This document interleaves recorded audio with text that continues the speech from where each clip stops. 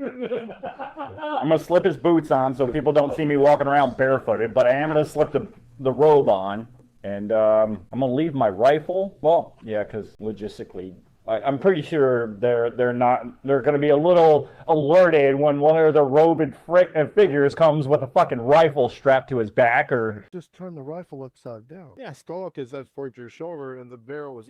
I've been near it, or really, it'd be so. Funny robes in down Valleyfield. Be sure to follow us on Facebook, Instagram, TikTok, and YouTube. We also have a Patreon.